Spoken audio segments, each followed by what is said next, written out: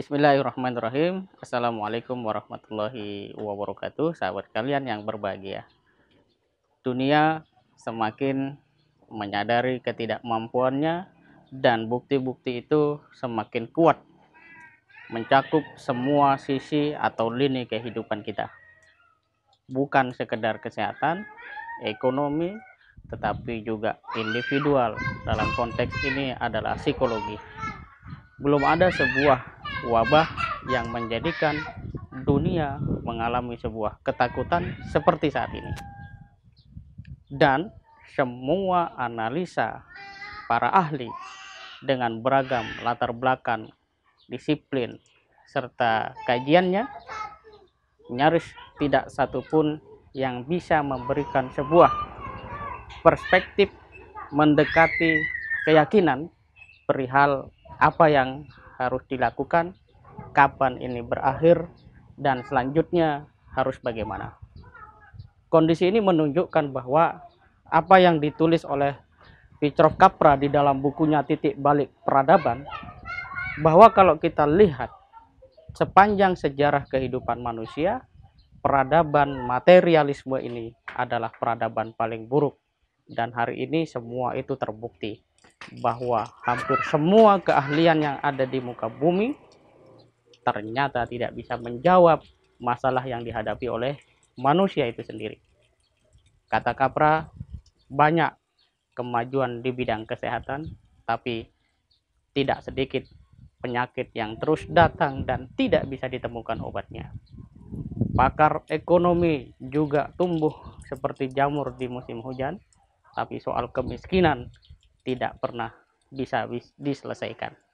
Konteks kepemimpinan, banyak sekali orang tuh mau jadi presiden, jadi gubernur, tapi siapa yang diantara mereka betul-betul siap menjadi pemimpin yang seharusnya yang bertanggung jawab. Situasi ini semakin diperkuat dengan fakta ataupun sebuah tayangan yang beredar luas di media sosial bahwa di Eropa adzan pun dikumandangkan. Ini sesuatu yang sangat menyenangkan di satu sisi, tapi di sisi lain juga menyadarkan bahwa negara-negara yang tadinya menolak eksistensi Tuhan, apalagi percaya kepada Tuhan, pada akhirnya tidak berdaya. Mempersilahkan adzan dikumandangkan adalah sebuah bukti kuat bahwa ateisme telah gagal memberikan jawaban atas permasalahan hidup yang dilakukan oleh manusia. Dengan demikian maka tesis dari Auguste Comte bahwa manusia yang modern adalah yang meninggalkan Tuhan, sesuatu yang sekarang kita bisa pastikan tidak dapat digunakan atau diakui kebenarannya.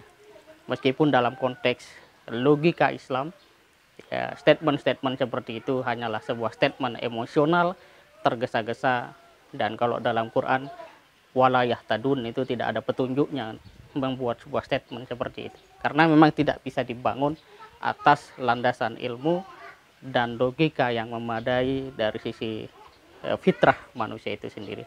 Nah, sahabat kalian yang berbahagia, menyikapi itu semua, maka peran kaum muda sekarang adalah bagaimana kembali melihat Islam, khususnya Al-Quran ini, sebagai sebuah syifa dan rahmat. Karena semua orang sekarang sudah berbondong-bondong untuk melihat Islam ini sebagai sebuah solusi. Maka ada dua hal yang harus dilakukan. Yang pertama, menginternalisasikan nilai-nilai Quran itu untuk kemudian menjadi karakter, dan pada saat yang sama ini memancar sebagai sebuah cahaya dakwah. Yang kedua, mengejawantahkan nilai-nilai dan prinsip sosial dalam Islam yang ditekankan oleh Al-Quran.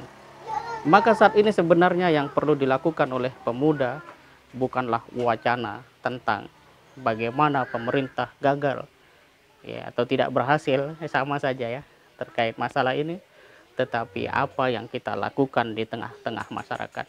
Bisakah kita menolong satu orang yang terancam kelaparan? Bisakah kita membuat tersenyum satu keluarga yang hari itu was-was dirinya tidak bisa makan? Sahabat kalian yang berbahagia, Ini adalah tantangan nyata yang harus dijawab. Dan kalau betul ya Quran itu menyala-nyala di dalam dada dan pikiran kita, maka sungguh situasi dalam konteks wabah ini akan mendorong adrenalin kita untuk lebih progresif dan memberikan maslahat di tengah-tengah umat. Ini bisa kita katakan sebagai momentum lahirnya kembali kejayaan Islam sebagai jalan hidup bagi peradaban manusia. Semoga bermanfaat. Assalamualaikum warahmatullahi wabarakatuh.